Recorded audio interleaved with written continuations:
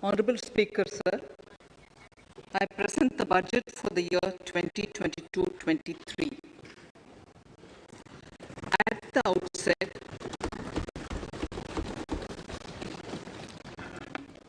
outset, sir, I want to take a moment to express my empathy for those who had to bear adverse health and economic effects of the pandemic.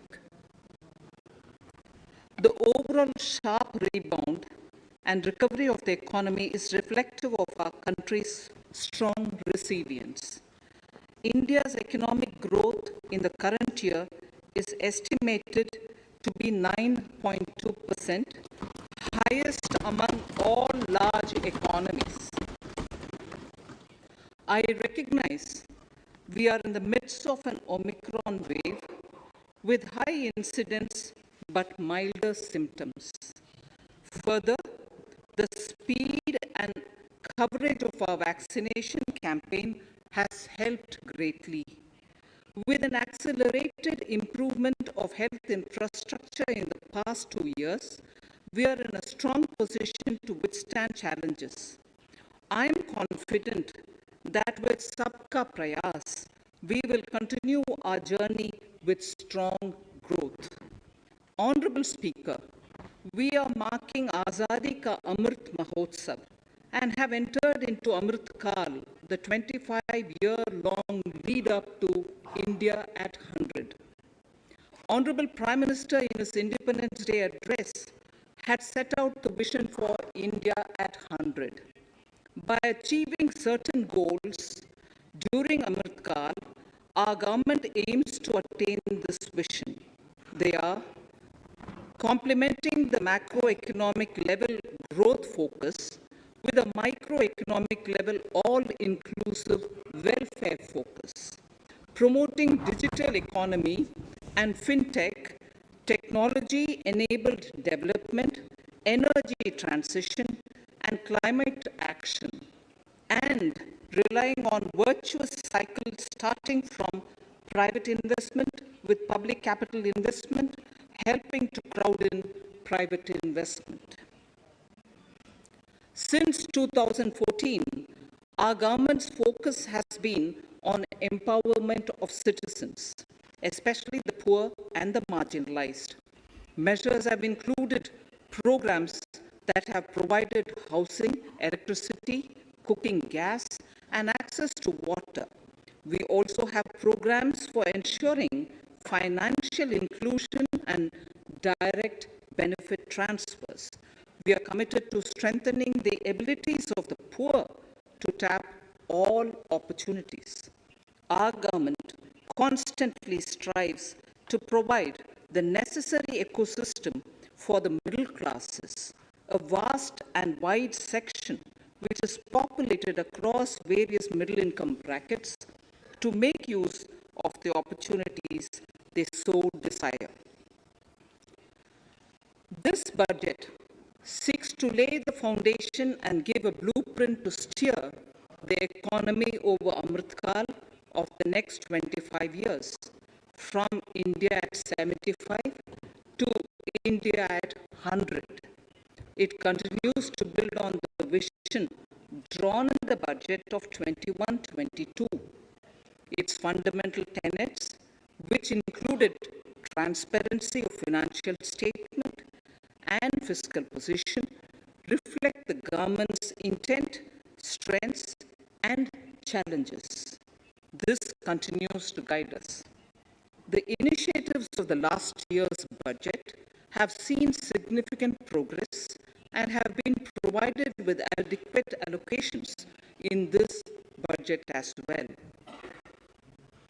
The strengthening of health infrastructure, speedy implementation of the vaccination program, and the nationwide resilient response to the current wave of the pandemic are evident for all.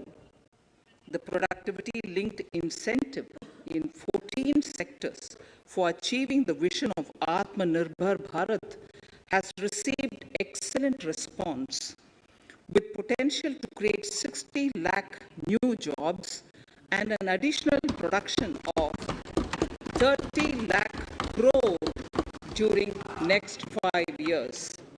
Towards implementation of the new public sector enterprise policy, the strategic transfer of ownership of Air India has been completed. The strategic partner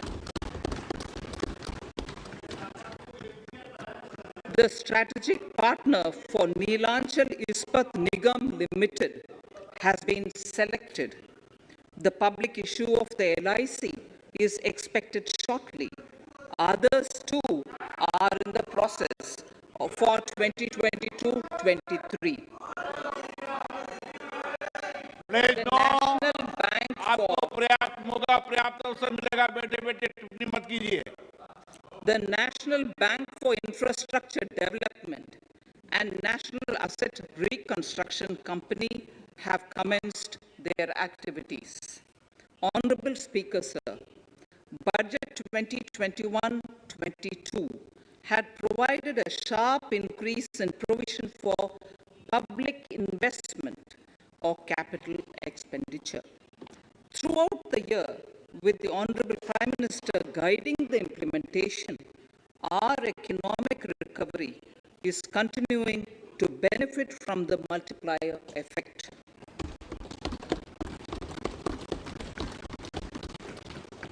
This budget continues to provide impetus for growth. It lays a parallel track of 1. A blueprint for the Amrit Kal, which is futuristic and inclusive.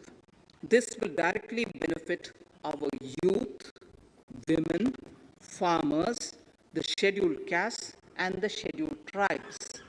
And number 2, big private public investment. Number 2, big public investment for modern infrastructure, readying for India at 100. This shall be guided by PM Gati Shakti and be benefited by the synergy of multimodal approach.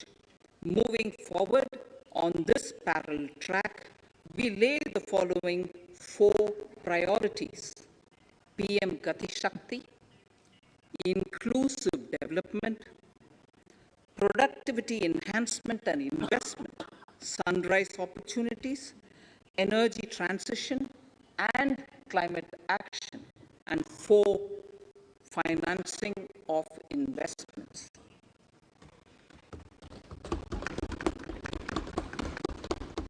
PM Gati Shakti. PM Gati Shakti is a transformative approach for economic growth and sustainable development.